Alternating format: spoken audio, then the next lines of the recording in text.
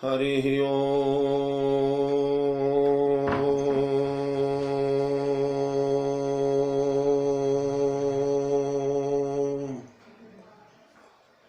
श्रीमन्महागणाधिपतये नमः। श्रीराम शरणं मम। श्रीगुरवे नमः। श्रीसरस्वत्यै नमः। श्रीमातृपितृचरणकमलेभ्यो नमः। गणेश हेरम्ब गजाननेति महोदरं स्वानुभवं प्रकाशिन् वरिष्ठ सिद्धि प्रिय बुद्धिनाथ वदन्त एवं त्यजत प्रभीति। ओम नमः परमहंसास्वादित चरण कमल चिन्मकरंदाय भक्तजनमानस निवासाय श्रीरामभद्राय वंदे विदेह तनया पद पुंडरीकं कैशोरशौरं समाहृत योगी चित्तं हंतुं त्रितापमनिशं मुनिहंस सेव्यं सन्मानिशालि परिपीत परागपुंजं वीणाधरे विपुल मंगलदानशीले भक्त्यार्तिनाशिनि शिव विरंचि हरीश वंदे कीर्तिं प्रदेखिल मनोरथ दे महारहे विद्या प्रदायिनी सरस्वती नौमि नित्यम् अतुलित बलधामं हेम शैलाभदेहं दनुजवन कृशानुं ज्ञानिनामग्रगण्यं सकल गुण निधानं वानराणामधीशं रघुपति प्रिय भक्तं वात जातं नमामि। श्री सीतानाथ समारंभां रामानंदार्ज मध्यमाम् अस्मदाचार्य पर्यन्तां वंदे गुरु परंपराम्। प्रभु समर्थ सर्वज्ञ शिव सकल कला गुणधाम योग ज्ञान वैराग्य निधि प्रणत कल्प तरुणाम। अपने अपने घरन की सब काहू को पीर तुम ही पीर सब घरन की धन्य धन्य रघुवीर। खल दल बन दावायनल राम श्याम घन मोर रोम रोम में वज्र बल जय केसरी किशोर। जय कविता के गगन दिवाकर ज्ञान भक्ति के विमल प्रकाश पारिजात के पुष्पयाप हो जय गोस्वामी तुलसीदास। श्री गुरु चरण सरोज रज निज मन मुकुर सुधारि बरनौ रघुवर बिमल जस जो दायक फलचारि। सियावर रामचंद्र की जय। श्री हनुमान जी महाराज की जय। गोस्वामी जी महाराज की जय। भैया भरतलाल की जय। मेरे परमाराध्य अकारण करुणावरुणालय जगत नियंता जगदाधार सर्वतंत्र स्वतंत्र परात पर ब्रह्म मर्यादा पुरुषोत्तम जानकी रमण शरण शरण करुणा निधान परम सुजान भगवान श्री राम भद्रजु माँ मैथिली प्रभु चरित्र सुनिबे को रसिया पौरुष पराक्रम के पावन प्रयागराज अंजनानंद वर्धन रामदूत श्री हनुमंतलाल जी महाराज। भैया भरतलाल जी कविकुल चक्र चूड़ामणि साहित्य आकाश के दैत दिवाकर कविता कानन केशरी काव्य कामिनी कलाकंत तुलसी नंदन गोस्वामी तुलसीदास जी महाराज। कथा रस रसिक सज्जन वृंद आर्य देवियों आप सभी को सादर जय जानकी जी।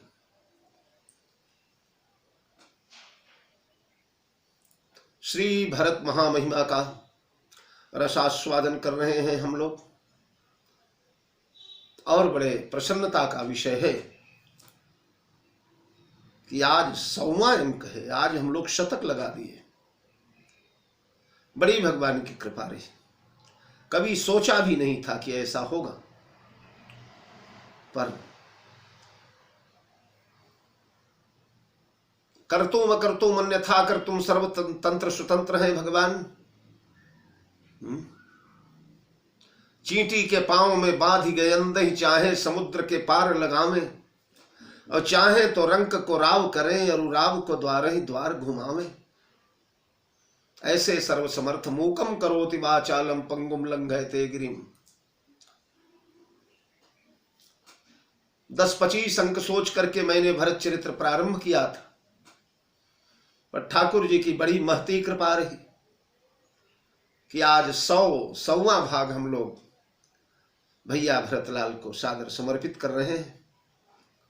कल मैंने आप लोगों से निवेदन किया था, रामचरितमानस के 7 कांडों में 7 कांड मानो 56 प्रकार के बने हुए सुंदर स्वाद रसमय व्यंजन है,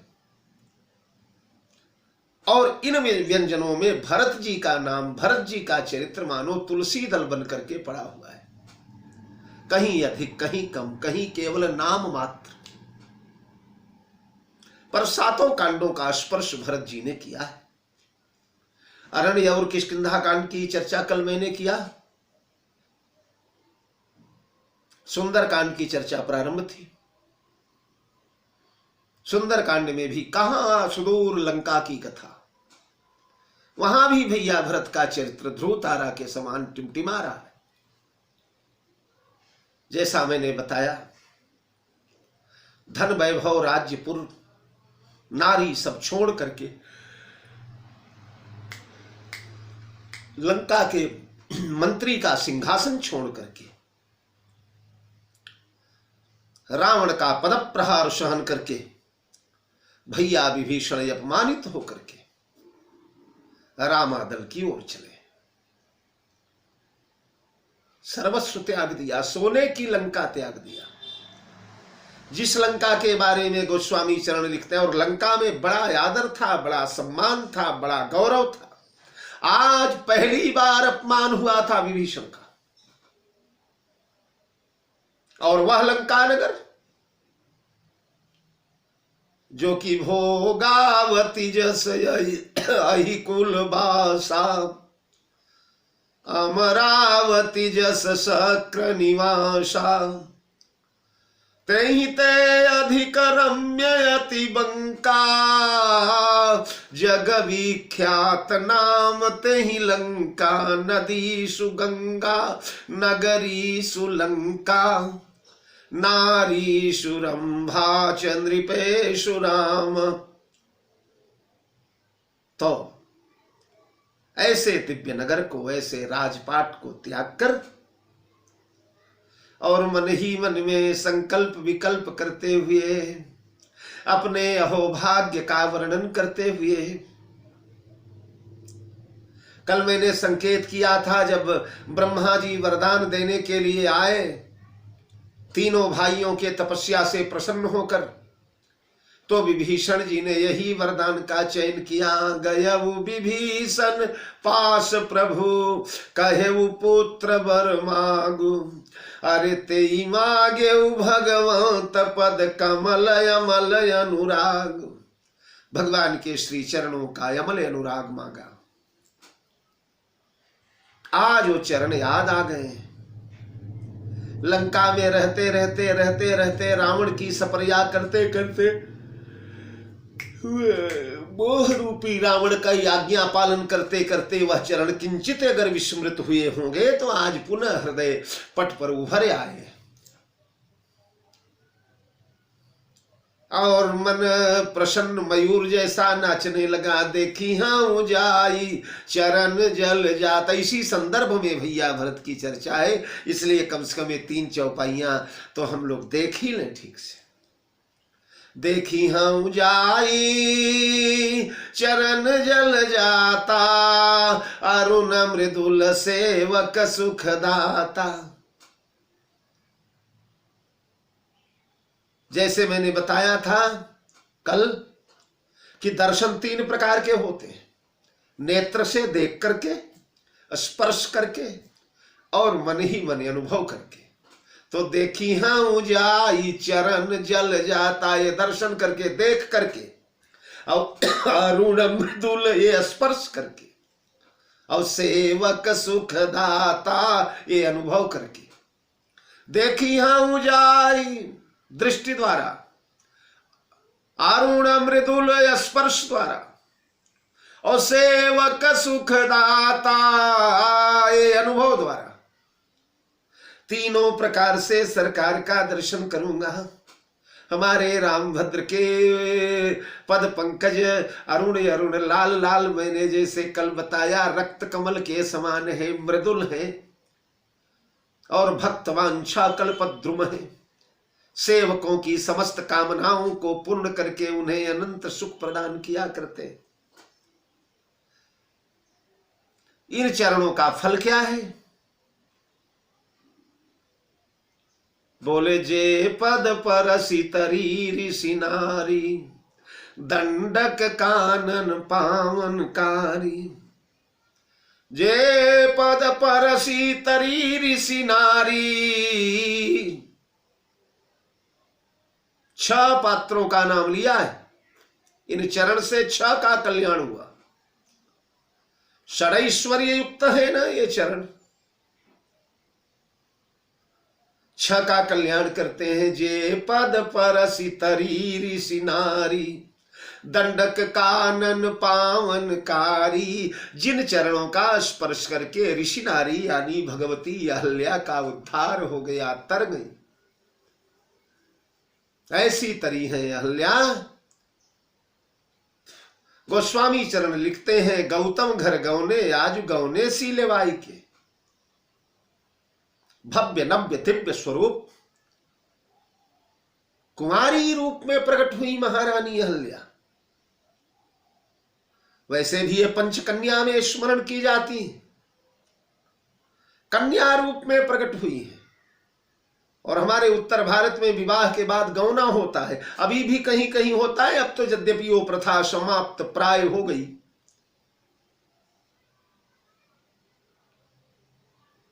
लेकिन आज के 10-25 साल पहले हर विवाह में करीब करीब विवाह हो जाए, फिर तीसरे साल बहू ले जाओ, 5वें साल बहू ले जाओ, साल भर में बहू ले जाओ, जैसे बर कन्या जैसे बड़े छोटे रहे। तो गौने की कुमारी कन्या को जिस प्रकार यानी अक्षत यौवना को जिस प्रकार से पति लेकर के जाता है, उस प्रकार गौतम घर गौने आज गौने सी लेवाई के। गई पति लोक आनंद भरी। ओ महारानी अहल्या, देखो 2 पात्रों का नाम आया है प्रथम में, और दोनों का संबंध व्यभिचार से है। व्यभिचार जन्य पाप दोनों से हुआ है। कौन कौन? बोले जे पद परसि तरी ऋषि नारी, दंडक कानन पावनकारी। दंडक कानन और ऋषि नारी अहल्या दोनों शापित है। दोनों ब्राह्मण के द्वारा शाप प्राप्त किए, ऋषि के द्वारा शापित।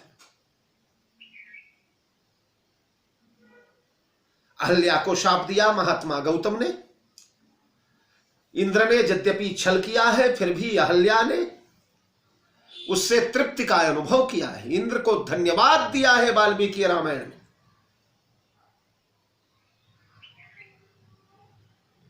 तो व्यभिचार जन्य जो पाप था, उसके परिणाम स्वरूप महात्मा गौतम ने पाषाण शिला बनने का शाप दे दिया महारानी अहल्या को। स्त्री स्वभाव था, क्षणिक सुख के कारण रानी देवी अहल्या का पतन हुआ। ओहो, जिस समय रामभद्र पहुंचे हैं, ये भगवान श्री राम का ये प्रथम कार्य है, प्रथम कार्य है। अभी तक इनके चरित्र में कोई चमत्कार नहीं आया है। हाँ, काकभुषुंड की एक कथा है जो कि बालकपन में 5 वर्ष के अंदर ही संपन्न हो गई थी, लेकिन वह काकभुषुंडी वाला प्रसंग जगत को विदित नहीं है, केवल काकभुषुंडी जानता है। जगत में विदित तब हुआ जब गरुड़ जी को काकभुषुंडी महाराज ने अपनी आत्मकथा सुनाते हुए भगवान श्री रामभद्र की वह मंगलमयी कृपा करुणा कथा सुनाया। और बाकी साधारण राजकुमारों जैसे अयोध्यापुरी में रहे हैं, खेले हैं, क्रीड़ा किए हैं। मैया को एक बार विराट रूप का दर्शन कराया है, पर मैया ने भगवान को वहीं पर रोक दिया है, और भगवान ने भी मैया को रोक दिया। मैया यह जन कतहु कहे सुन माई, और मैया ने रोका कि अब जन कबहू व्यापे प्रभु मोहि माया तोर। इसके अतिरिक्त ये प्रथम घटना है जीवन की। जहां ऐश्वर्य भगवान का प्रकट हुआ है, जहां भगवान का की भगवत्ता प्रकट हुई है, जहां भगवान का परमात्म तत्व प्रसिद्ध हुआ है।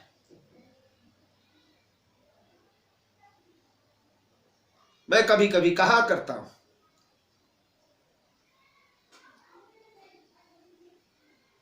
जनकपुर गया था मैं, राम कथा थी किशोरी जी के मंदिर में। तो राम तपेश्वर दास जी महाराज बड़े बड़े बड़े अच्छे, बड़े सरल तपस्वी महात्मा, उन्होंने सुनाया था कि महाराज जी, जब हमारे विदेहपुर से पत्र गया न, तो केवल राजा जनक का ही पत्र नहीं गया था, वो कौशिक के पास, विश्वामित्र जी के पास एक पत्र और गया था। वह पत्र आंसुओं में लिखा गया था, करुणा पूरित होकर के उस पत्र का लेखन हुआ है। वह पत्र लिखा है महाराज शतानंद ने, राजा जनक के पुरोहित ने। आंसुओं से डुबो डुबो कर मानो लेखनी महाराज ने करुणा में शब्दों में संबोधित किया है विश्वामित्र को। कौशिक, हे ब्रह्मर्षि, हमारे महाराज का पत्र आपके पास जा रहा है और मुझे विश्वास है आप अवश्य कृपा करेंगे मिथिलापुर आने का। लेकिन जब जनकपुर आने लगे आप अपने सिद्ध आश्रम से, सिद्धाश्रम बक्सर बिहार से, तो मार्ग तो कई हैं, पर हे महाराज गौतम, हे महाराज विश्वामित्र, आप कृपया उसी मार्ग से आना, एक मार्ग जिस मार्ग पर मेरी अभागिनी माता पड़ी हुई है। ये सतानंद जी महारानी अहल्या के पुत्र हैं। मेरी माता अभागिन जहां पाषाण शिला बन करके यातप वर्षा शीत सहती हुई पड़ी है,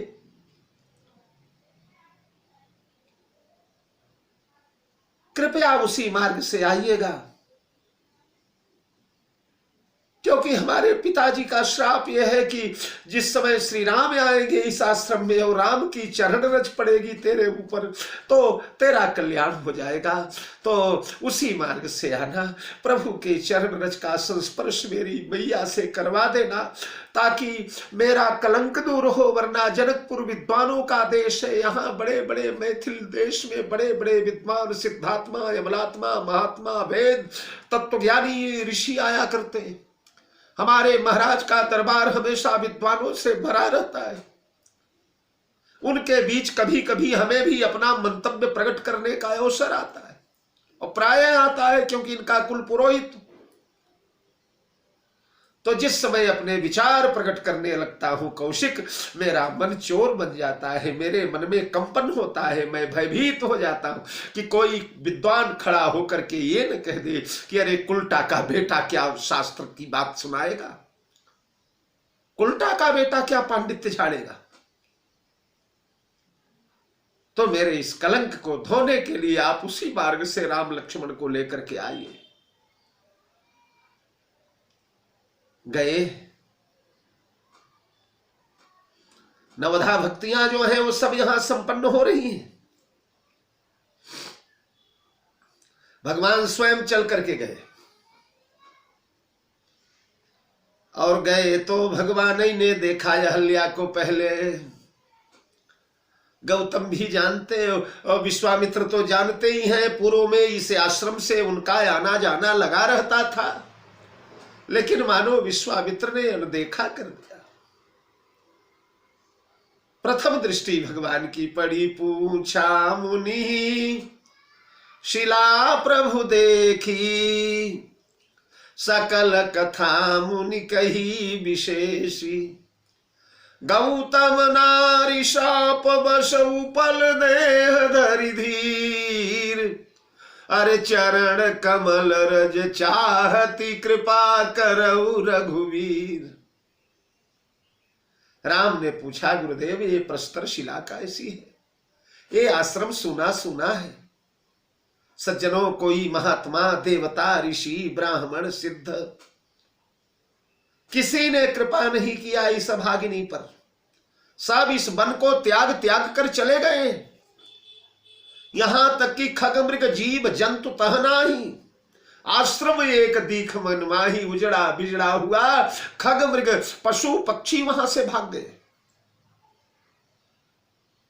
यहां पापिनी रहती है, उसका दर्शन करेंगे तो हमारा पुण्य नष्ट हो जाएगा। जीव जंतु तहना ही, कीड़े मकोड़े सरीसृप मच्छर ये भाग गए हैं वहां से। अहल्या के पाप का इतना तिरस्कार, केवल पत्थर की शिला पड़ी है। बरसात सहती है, धूप सहती है, शीत सहती है, बारिश के थपेड़ों का आघात सहन करती है। जीव है उसमें, अनुभूति है। राम ने देखा शिला फूलती है, पिचकती है, फूलती है, पिचकती है। गुरुदेव ये आश्रम क्या है, ये शिला क्या है, इसमें तो यानी श्वास जैसी चल रही है। तब गुरुजी ने कहा गौतम नारी शाप बस उपल देह धरि धीर। हे राघव, ये गौतम की अभागिनी पत्नी है अहल्या। पति के शाप वशात यह पाषाण शिला बन गई है। ये चरण कमल रज चाहती है। राम, तुम्हारे चरण कमल की रज चाहती है। क्या सुंदर भाषा शैली है, क्या शब्दबंध है। चरण कमल रज, राम रज चाहती है, क्योंकि इसी रज ने ही तो इसका पतन करवाया है। जब काम रज के चक्कर में पड़ी तो इसका पतन हो गया, और उस काम रज से जब पतन हुआ तो अब उत्थान के लिए राम रज की आवश्यकता है, चरण कमल रज। और भगवान ने चरण उठाया, थोड़ा सा रज झरी है, और बस देवी अहल्या दैदीप्यमान परम तपस्विनी इतने वर्ष के पश्चात ताप ने तपा करके कुंदन कर दिया है। सारे पाप ताप सब क्षरण हो गए, दिव्य जीवन मिला। तो देवी अहल्या को भी व्यभिचार वशात श्राप मिला हुआ था, और दंडक को भी। ये दंडक वन जो है, दंडक वन की कथा जो है बड़ी विलक्षण है। महाराज इक्ष्वाकु के अनेक पुत्रों में से दंडक नाम का एक पुत्र था। शैशव काल से ही उत्तंड था, क्रूर था, कठोर था, स्वेच्छाचारी था। राजा ने उसे राज्य से निकाल करके दंडक वन का राज्य दे दिया। जा तो दंडक वन में 100 योजन पर्यंत दंडक वन की परिसीमा थी। नासिक से लेकर इगतपुरी होते हुए संपूर्ण मराठवाड़ा विदर्भ होते हुए और छत्तीसगढ़ जाकर के ये सीमा समाप्त होती है। उधर खंडवा इत्यादि होते हुए ताप्ती के किनारे किनारे ये दंडक वन की परिसीमा थी। ये राज्य मिल गया 100 योजन विस्तीर्ण दंडक को, यहां रहने लगा। इसी राज्य में, इसी क्षेत्र में महर्षि महात्मा शुक्राचार्य रहा करते थे। शुक्राचार्य की एक कन्या जिसका नाम बिरजा था। बिरजा नाम की कन्या को देखा दंडक ने, और बड़ी सुंदरी, बड़ी रूप लावण्य संपन्ना बालिका थी। उसे देख करके उसके मन में महाराज काम कीट जागने लगे। काम पिपासु हो गया। जाकर के कन्या की बांह पकड़ लिया। कन्या ने बहुत वर्जना किया, बहुत रोका, बहुत प्रतिकार किया, लेकिन बलिष्ठ दंडक के समक्ष उसका प्रतिकार काम न आया, और उसने व्यभिचार किया बिरजा के साथ। रोती कलपती हुई बिरजा पिता को पुकारने महात्मा शुक्राचार्य आ गए। ये उद्दंड व्यक्ति वहीं खड़ा रहा जैसे का तैसा। अगर भाग गया होता तो शायद या कुछ कम बेसी शाप में हो भी जाता।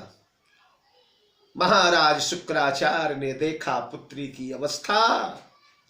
पुत्री ने रो रो कर पिता से इसके कुकर्म का वर्णन किया, और महाराज शुक्राचार्य ने अंजुलि में जल लेकर के शाप दे दिया, जा दुष्ट, जहां तक तेरे राज्य की सीमा है, आज के 7वें दिन इंद्र देवता वहां बड़े बड़े पाषाण वर्षा कर, ओले वर्षा कर, उपल वर्षा करके, भयंकर धूल की वर्षा करके पूरे इस देश को पाट देंगे। यहां न कोई नगर रहेगा, न बस्ती रहेगा, न जीव रहेगा, न प्राणी रहेगा, न फल फूल वृक्ष औषधि, और ढिढोरा पिटवा दिया पूरे दंडकारण्य में। 7 दिन में सभी लोग यह क्षेत्र छोड़कर भाग जाएं। जो भागे भागे, जो रह गए 7वें दिन ऐसी उपल वृष्टि हुई है, ऐसी धूल वृष्टि हुई है कि पूरा दंडक वन महाराज वीरान हो गया। कुछ नहीं उगता था यहाँ, न फल न फूल न औषधि न अन्न न कुछ। इसी के एक भाग को विदर्भ कहा जाता है। विदर्भ का मतलब जहां दर्भ भी न प्रकट हो, दर्भ यानी कुशा कहीं भी प्रकट हो जाता है। तो ऐसे उजाड़ पड़ा रहा दंडक वन। हमारे भगवान श्री राम का वनवास हुआ, और वनवास हुआ तो महाराज अगस्त ने कहा था दंडक वन पुनीत प्रभु करहु, अरे उग्र शाप मुनिवर करहु। प्रभु दंडक वन को पुनीत करे।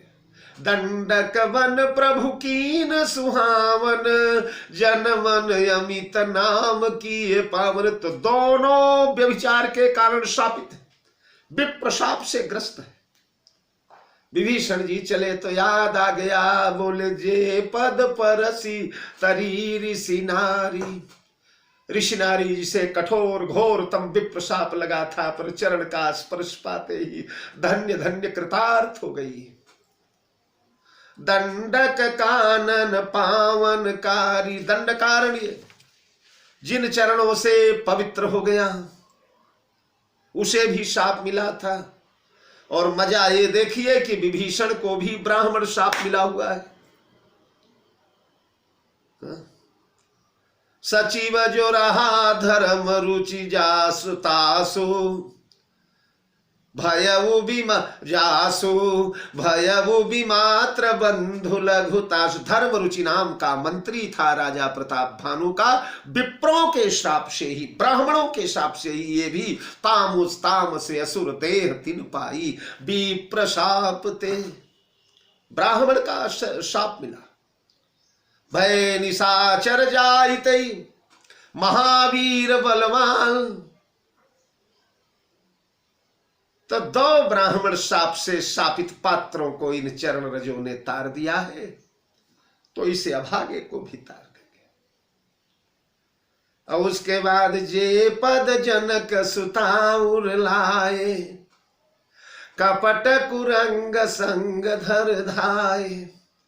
जिन चरणों को जनक सुता ने अपने हृदय में लगा के रखा है, हृदय में बिठा करके रखा है। पूर्व सत्र में और शायद या 84 या 85वीं वाले भाग में मैंने बोला था कि भगवान जिस समय जेहि विधि कपट कुरंग संग धाई चले श्री राम। भगवान श्री राघवेंद्र जिस समय मारीच के पीछे पीछे दौड़े हैं तो सिर महाराज जटाओं से ढका है, और पीठ जो है पीतांबर कसे हुए हैं, पैर चरण की धोती से कटि धोती से कटिवस्त्र से ढका हुआ है। तो सीता ने देखा क्या, मुखमंडल तो मृग की ओर था। तो भगवान जब दौड़े तो कोई व्यक्ति जब दौड़ता है तो उसके चरण के तलवे पीछे की ओर मुड़ जाते हैं, और जब पीछे की ओर चरण तल मुड़े तो सीता ने सोई छवि सीता राखी रटती रहती हरिनाम। उन्हीं चरण तलों को अपने नेत्र के कैमरों में आबद्ध कर लिया है, और एक क्षण भी लंका प्रवास में सीता को वह चरण कमल भूले नहीं। और कपट कुरंग संग धर धाय, कपट कुरंग को धरने के लिए जो चरण दौड़े हैं, वाह वाह क्या बात। कपट कुरंग संग धर धाय, ध्येयं सदा परिभवग्निमभीष्ट दोहम, तीर्थास्पदं शिव विरंचिनुतं शरणीयम्, भृत्यार्तिहं प्रणत पाल भवाब्धिपोतं, वंदे महापुरुष ते चरणारविंदं, त्यक्त्वा सुदुस्त्यज सुरेप्सित राजलक्ष्मी, धर्मिष्ठ आर्यवच साग गद यद गादरणीयं, माया मृगं कपट कुरंग संग धर धाये धर्मिष्ठ आर्य वचसा यद गादरणीयम माया मृगम दैत्यप्सित मन्य धावत वंदे महापुरुष ते चरणारविंदम माया मृगम दैत्यप्सित मन्य धावत। माया मृग को पकड़ने के लिए धरने के लिए कपट कुरंग संग धर धाये जो चरण दौड़े थे, आज ये नेत्र उन्हीं चरणों का दर्शन करेंगे। आहा, क्या जोड़ा है। पहली चौपाई में अहल्या और दंडक दोनों विप्रश्रापग्रस्त, दोनों व्यभिचार के कारण त्रस्त, पहली चौपाई। दूसरी चौपाई में आधा में जे पद जनक सुता उरलाए कपट कुरंग संग धर धाये। दो जोड़े देखिए, एक में अहल्या और दंडक का जोड़ा है और एक में जनक सुता और मारीच का जोड़ा है। और मजा है कि दोनों के बीच में कपट शब्द जोड़ दिया। क्या क्या क्या है, आनंद है साहित्य का। जे पद जनक सुता उरलाए कपट और कुरंग संग धर धाये कपट। कपट कुरंग संग के साथ भगवान दौड़े। मजा यह है कि कपट बीच में होने के कारण दोनों तरफ लगेगा। ये जनक सुता भी कपट की है और कुरंग भी कपट का है। जनक सुता भी पुनि माया सीता कर हरना, श्री रघुवीर विरह बहुबरना, ये भी माया की है। और ये कुरंग भी पुन माया मृग पाछे सो माया मृगम दैत्यप्सित मन्य धावत वंदे महापुरुष ते चरणारविंदम। तो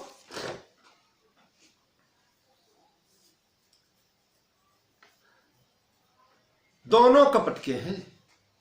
माया मृगम दैत्यप्सित मन्य धावत वंदे महापुरुष ते चरणार। ओई चरणार विंदम आज मैं देखी हूं तो जे पद जनक सुता उरलाए। अरे कपट कुरंग संग धर धाये हर उर सर सरोज पद जेई। अहो भाग्य में देखी है। यहां आते आते तो अपने भाग्य पर ईर्ष्या करने लगा। अहो भाग्य में देखी होते, मेरा यहो भाग्य। हर उर सर सरोज पद जेई। भगवान शिव के हृदय रूपी सरोवर में सर्वदा सरोजवत जो प्रफुल्ल रहते। सरोज सर में रहता है। क्या क्या शब्द बंद है। हर उर सर सरोज पद जेई। हर उर के सर सरोज में, हर उर रूपी सर सर में सरोज के समान जो सर्वदा प्रफुल्लित रहते हैं। बहुरी राम पद पंकज धोए जय हर हृदय कमल बहु। भगवान श्री राघवेंद्र सरकार के चरण कमल सर्वदा भगवान शिव के मान सरोवर में विद्यमान रहते हैं। विभीषण जी को याद आता है। शिव से भी तो इनका संबंध है न। शिव इनके गुरु हैं, इनके आचार्य हैं, कुल गुरु हैं। और शिव भगवान भी है, ईश्वर भी, सर्वसमर्थ है, त्रिभुवन पति है। जो सक त्रिभुवन मारि जियाई, ये गुण शिव में भी। ऐसे शिव उन चरणों को केवल हृदय में धारण कर पाते हैं। और मैं इन नयनों से जाकर के प्रत्यक्ष देखूंगा उन चरणों को। हमारे गुरुदेव बाबा जिन चरणों का ध्यान करते हैं वो चरण मैं इन नयनों से देखूंगा। जो सौभाग्य गुरु जी को मिला उससे बड़ा सौभाग्य शिष्य को मिलने जा रहा है।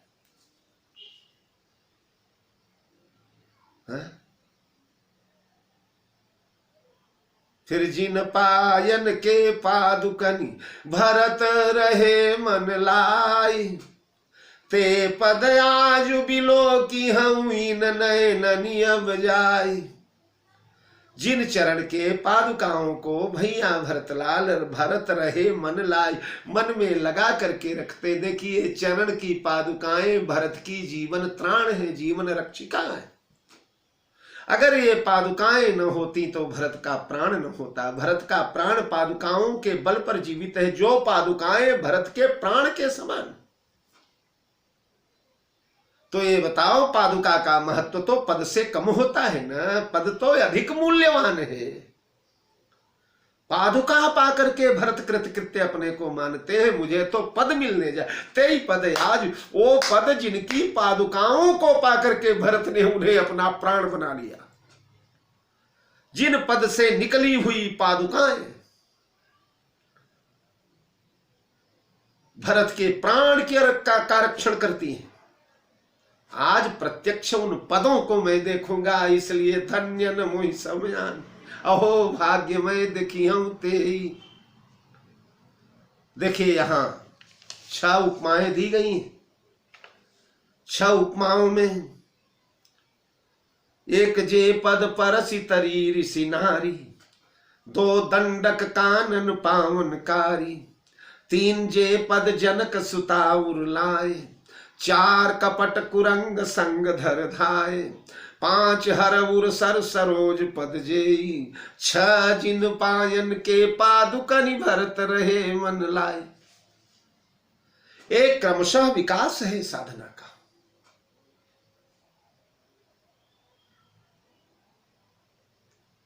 चूंकि अपराध के कारण अहल्या का दंड हुआ था, अहल्या ने इंद्र की संगति किया, तो मैंने भी सुना शीर सत सरिस सो संतत करई विलास।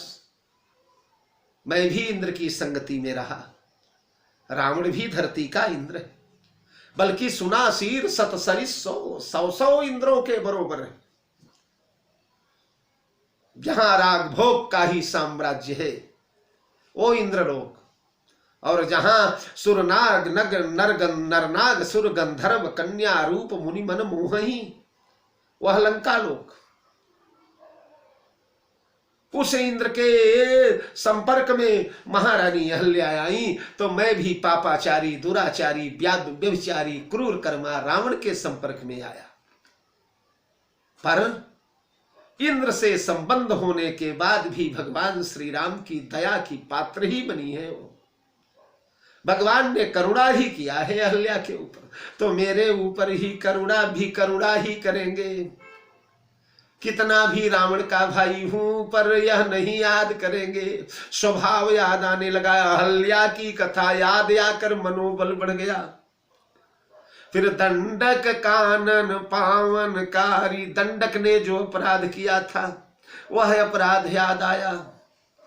तो दंडक ने किया था, पर मेरे मंत्रित्व काल में रह करके रावण ने भी तो यही सारे अपराध किए। दंडक ने विप्र कन्या को दुर्भावना से स्पर्श किया, तो रावण ने भी वेदवती को स्पर्श किया, रंभा जैसी बहू को स्पर्श किया, हजारों हजार स्त्रियों के सतीत्व को नष्ट किया, और मैं उसका सहायक रहा। कहीं अगर ये ध्यान आ गया तो भी उस दंडक वन में उनका चरण पड़ते ही दंडक वन हरा भरा हो गया, सुहावना हो गया। अंगूर और सुंदर सुंदर फलों की खेतियां होने लगी दंडकारण्य में। उसी प्रकार मैं भी जब उन चरणों को देख पाऊंगा तो दंडक वन के समान हरा भरा हो जाऊंगा, पुनः प्रतिष्ठा हो जाएगी मेरा कल्याण हो जाएगा। फिर ये आया कि हो सकता है राक्षस समझ करके मुझे नजदीक न आने दे, दूर ही रखे, चल दूर हट, दूर रख, मेरे सभा में बैठने लायक। तो अगर दूर भी रख देंगे तो जैसे दूर रह करके जे पद जनक सुता और लाए, जनक सुता ने जिन चरणों को दूर रह करके हृदय में बसा लिया है, अगर कहीं समुद्र के किनारे भी डेरा दे दिया, अपने पास ना बैठने दिया, तो भी जनक सुता के समान उन चरणों का सतत ध्यान करता रहूंगा। फिर कपट कुरंग संग धर धाय, कपट कुरंग के अपराध के कारण उसको मारा तो उन्होंने, पर मारने के बाद तत्काल मुक्त भी कर दिया, धन्य धन्य भी हो गया वह कपट कुरंग। तो चाहे जितना मैं भी कपटी हूं, अपना परिचय देते समय भगवान श्री राम से यही कहा है ना, सहज पाप प्रियताम वस देहा, जथा उलूक हितम पर नेहा। मैं निशाचर हूं, मैं निश्चर, अधम स्वभाव, शुभ आचरण कीन नहीं काऊ। तो जिस प्रकार वो अधम था वैसा मैं भी अधम हूं, वो भी निशाचर था मैं भी निशाचर हूं। ऐसा समझ करके अगर दंड भी देंगे तो दंड पाने के बाद कृतकृत्य ही तो हुआ, धन्य ही तो हुआ है मारीच। वो भी तो यही कहता है ना, मारीच धन्य न मोहि समयान, मम पाछे धर धावत धरे सरासन बान, पुनि पुनि प्रभुई बिलो की हूं धन्य न मोहि समयान। तो मैं भी धन्य हो जाऊंगा, यहो भाग्य में दिखे होते। फिर शंकर जी याद आए, हमारे गुरुदेव जी के हृदय कमल में रहते हैं, तो शायद यह स्मरण आ जाए कि जिनके हृदय कमल में जो वैष्णवा नाम यथा शंभु, जो वैष्णवों के सिरमौर है, जो वैष्णवों के सर्वश्रेष्ठ महापुरुष है, और जो हमारे भी पूजनीय वंदनीय अर्चनीय भगवान भूत भावन शशांक शेखर शंकर है, उनका शिष्य है, तो कहीं शिव संबंध याद आ जाए, उस संबंध से मुझे स्वीकार कर ले, मनोबल और बढ़ गया।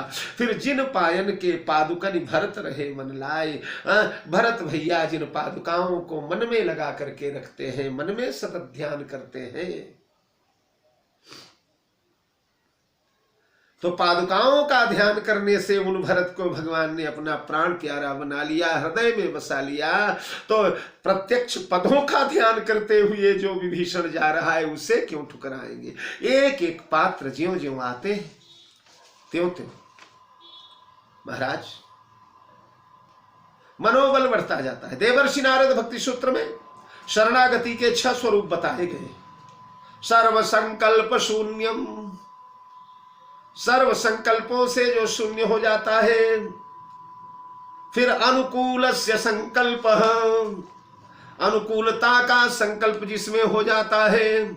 प्रतिकूलस्य वर्जनम, प्रतिकूलता का वर्जन जिसमें हो जाता है। रक्षिष्यतीति विश्वासे, प्रभु मेरा रक्षण करेंगे ऐसा परम विश्वास जिसमें हो जाता है। गोप्तृत्व वर्णम, तथा जो पूर्ण शरणागत हो जाता है, समर्पित होता है। अवात्म निक्षेप कार्यत्वं खड्विधा शरणागति, आत्म निक्षेप कार्यत्वं, आत्म समर्पण जो कर देता है, पूर्ण खड्विधा शरणागति। ये देवर्षि नारद भक्ति सूत्र नारद भगवान कहते हैं। तो सर्व संकल्प शून्य, ये सर्व संकल्प शून्यता जो है ये कहां है जानते हैं? ये महारानी अहल्या में। अहल्या समस्त संकल्प विकल्पों से परे होकर के पड़ी हुई है, न कोई आशा न कोई निराशा। जो होनी है, जो होनहार है, जो प्रभु इच्छा है, बस वही है। अब उसके अलावा कोई आश्रय नहीं, कोई शरण नहीं, कोई माध्यम नहीं। सर्व संकल्प शून्यता। और अनुकूलस्य संकल्प, ये दंडकवन की स्थिति है। इतना पापाचारी, इतना दुराचारी, इतना बड़ा अभिशाप लगने के बाद भी भगवान का स्पर्श होते ही, भगवान के समीप आते ही उद्धार हो गया।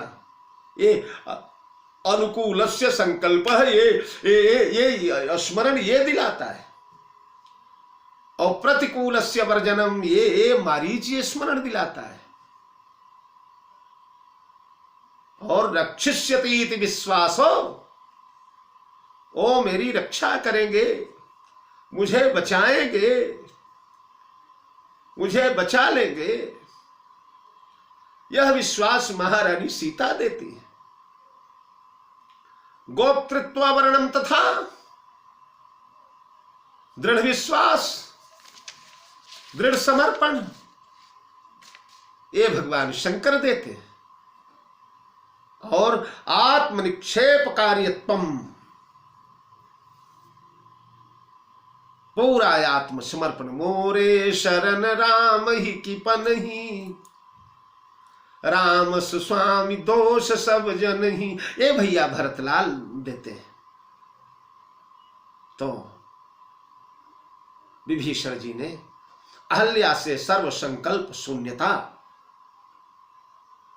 की दीक्षा लिया, दंडक वन से अनुकूलस्य संकल्प की दीक्षा लिया,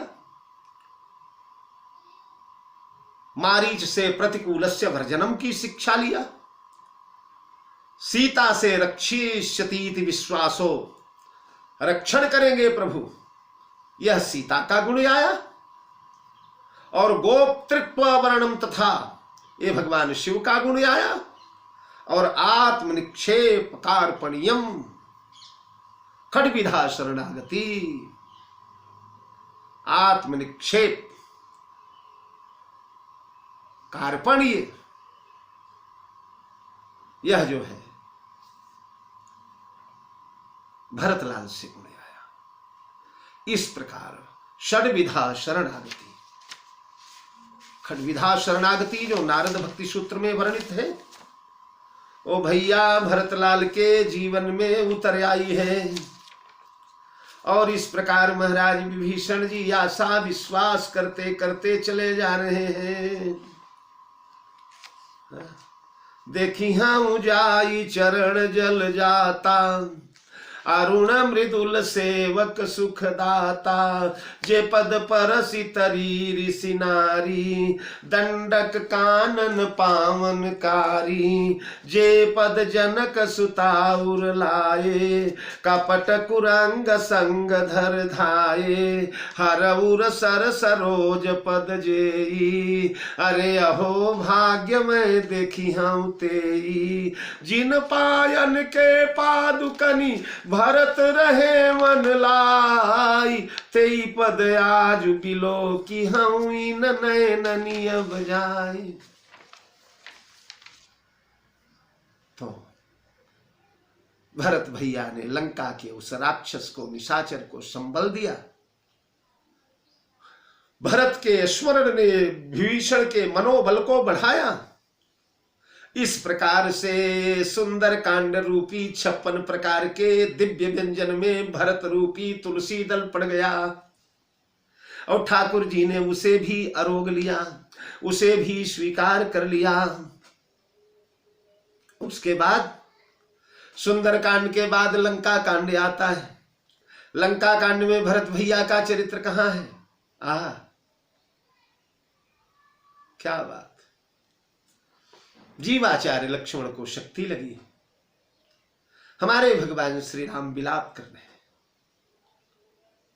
मेरो सब पुरुषार्थ थाको, विपति बटावन बंधु बाहु बिन करऊं भरोसो काको, बन सा गिरि साग गर जई है शाखा मृग, गिरि पर्वत जई है गिरि कानन जई है शाखा मृग, हौ पुनि अनुज संघाती, होई है काह विभीषण की गति रही सोच भरी छाती, मेरो सब पुरुषार्थ साथा को। भगवान श्री राघवेंद्र कहते हैं, एक ही सोच ही है तुलसी मम भक्त विभीषण बाह गए। मेरे लक्ष्मण को अगर कुछ हो गया तो मैं क्या करूंगा? हा लक्ष्मण कहकर तब तक सुषेण वैद्य का आदेश पाकर हनुमान जी महाराज जाम्बवान का आदेश पाकर के हनुमान जी महाराज गए हैं। लंका से सुषेण वैद्य आया है। सुषेण वैद्य ने कहा, नाम गिरी औषधि जाओ पवन सुतलेन। हनुमंत लाल जी महाराज वायु वेग के समान उड़े हैं। वायु भी लजा जाए ऐसे उड़े हैं जैसे गजराज को बचाने के लिए भगवान श्री हरि उड़े थे, उस प्रकार उड़े हैं हनुमान जी महाराज। भगवान जिस समय उड़े हैं गजराज को बचाने के लिए। तो किसी कवि ने लिखा, हाँ उड़े जब भगवान गरुड़ पीछे पीछे, गरुड़ ने कहा मालिक पहले मेरी पीठ संवार लीजिए, मेरे पीठ पर विराजमान होइए, उड़िबो हमारो काम लरिबो को तुम्हारो काम, करुणा निधान आज काम बिलगाई ले। तो भगवान ने सोचा जब तक गरुड़ की पीठ संवारेंगे तब तक 1000 योजन आगे उड़ जाएंगे। कहां इतना अवसर की गरुड़ की पीठ संवारा जाए। भगवान उड़े हैं। लक्ष्मी ने पूछा कहां चले, बड़ी जल्दी में पूछा कहां चले। भगवान ने कहा हाथी को बचाने चले हैं। और जब हाथी कहा तो हाँ बोलत कमला सुनी और थी बोलत गजराज। हाँ बोलते समय कमला ने सुना है, हाँ की आवाज लक्ष्मी सुनी है वैकुंठ में, और थी बोलत गजराज, थी की आवाज गजराज के कानों में टकराई है। गज ही उदाहरण जिमि चले, त्रिभुवन पति अकुलाई। जैसे गजराज को उधारने के लिए भगवान चले हैं,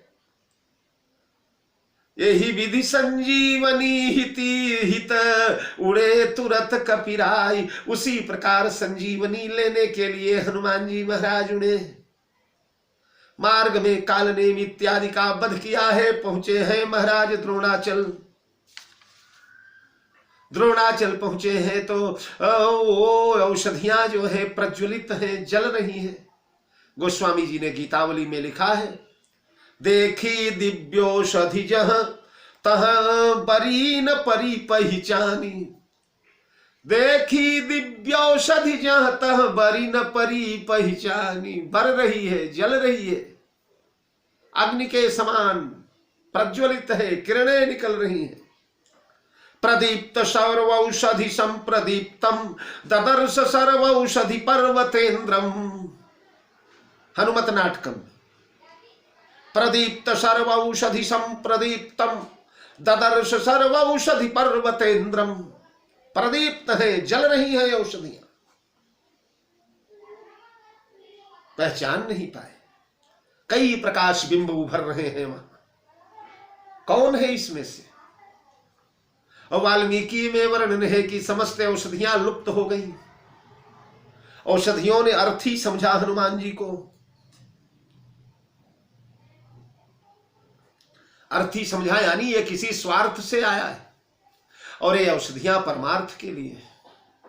अगर कोई व्यापारी इस दिव्य औषधि को पा जाए, कोई बनिया पा जाए इस दिव्य औषधि को, तब तो महाराज उसके कमाई का बहुत बड़ा साधन मिल जाएगा। इसलिए इन दिव्य औषधियों को देख करके, ये दिव्य औषधियां हनुमान जी को देखकर लुप्त हो गई, अदृश्य हो गई। मानसकार कहते हैं, देखा शैल न औषधि चीना। तीनों की रक्षा हो गई।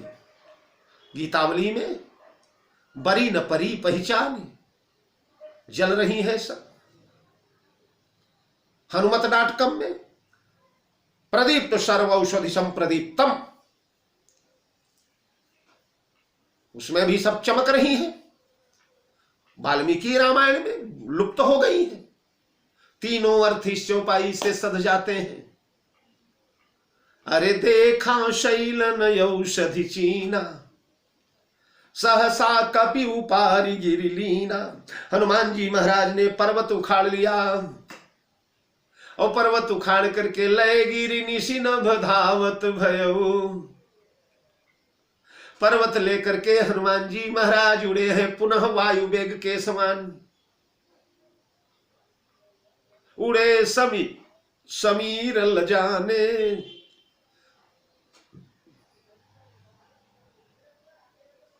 उड़े तो मार्ग में अयोध्यापुरी आ गई। अयोध्यापुरी अन्य रामायणों में, हनुमत नाटकम में भी भगवान श्री राम ने रोते हुए कहा था, हाय लक्ष्मण, हनुमान के होते हुए भी तुम्हारे प्राण चले जाएंगे, हनुमान के होते हुए भी तुम नहीं बच पाओगे। अहो अगर आज मेरे भैया भरत होते तो बाण प्रहार से चंद्रमा का अमृत उतार करके तुम्हें जिलाते थे, बाण प्रहार से प्राण ला करके तुम में पुनः डालते थे। मेरे भरत नहीं है, मेरे भरत नहीं है। अगर मेरा भरत होता तो आज ये स्थिति नहीं होती, ये दशा नहीं होती। हनुमान जी बार बार सोचते हैं, प्रभु मैं स्वयं समर्थ हूं लाने के लिए। जऊ हम अब अनुशासन पावो, तौ चंद्रम ही निचोरी चयल जिमियान सुधा मुख नावो। आप आदेश दे दें तो चंद्रमा को निचोड़ करके चैल जिमी सूती वस्त्र के समान चंद्रमा को निचोड़ करके यानी सुधा मुख नावो, चंद्रमा मुख में निचोड़ करके डाल दूं अमृत। कै पाताल दलव ब्यालावली अमृत कुंड गहिलाओ, पाताल लोक में जाकर ब्यालावली को दहन करके मार करके शेषनाग के सिंहासन से जबरदस्ती अमृत का सुधा कुंभ उठा करके लाऊं और लक्ष्मण को पिला दूं। या पटकों नीच नीच मूषक जिमिताओ प्रभु अनुग कहाऊं। मृत्यु का भय है तो उस मृत्यु को ही पकड़कर जमराज के घर से चूहिया जैसी लाऊं और पटक करके चूहिया जैसी मार डालूं। मृत्यु ही नहीं मर जाएगी तो कौन मरेगा, लक्ष्मण कैसे मरेंगे। या भेद भुवन करी भानु बाहिरो ऊपर राहु दवताओ, गदा प्रहार से समस्त आकाश मंडल की छतरी को तोड़ करके सूर्य नारायण को पकड़ करके उसके ऊपर फेंक दूं और राहु केतु का पर्दा लगा दूं उस पर। अब बोलिए, सूर्य नहीं उदय होगा तो कैसे मरेंगे। इन समस्त प्रस्तावों को ठाकुर जी ने ठुकरा दिया। हनुमान ने कहा, भरत भरत भरत भरत करते रहते तो एक बार देखते चलूं भला भरत कौन है, कैसे। फिर रामायणों में ये भी कथा आई है कि भगवान ने हनुमान से कहा है कि हनुमान ये औषधि भी लाना और औषधि के साथ साथ अयोध्या की कुशल भी लेकर के आना, अयोध्या का समाचार भी लेते आना भैया। तो हनुमान जी ने, और यही थोड़ा ज्यादा अच्छा लगता है, भरत जी की परीक्षा लेना ये हनुमान जैसे महापुरुष के लिए सर्वथा उचित नहीं। यद्यप मानस में भी सुनिक मन उपजाय अभिमाना यह अर्धाली आई, पर हनुमान जी मानो भगवान की वह आज्ञा पालने के लिए अयोध्या का समाचार लेते हुए आना, इसलिए अवध की ओर मुड़ गए हैं। और अयोध्या पर आए तो देखा भरत विशाल यति निशिचर मन हनुमान। अब चलो यहीं पर आज का प्रसंग छोड़ दे, क्योंकि हनुमान जी गिर जाएंगे तो वह कथा थोड़ा विस्तृत है। भरत चरित्र, यहाँ भरत चरित्र का बड़ा उदात्त दर्शन आपको होगा। कल हम लोग इसकी चर्चा करेंगे 101वें भाग में। आज 100वां भाग ठाकुर जी को समर्पित करते हुए बहुत हर्ष हो रहा है। मित्रों, इसी प्रकार आप सभी लोग सहयोग देते रहें और हम लोग भरत चरित्र का आनंद लेते रहेंगे। सादर जय जानकी जीवन। आप सभी को बहुत बहुत साधुवाद।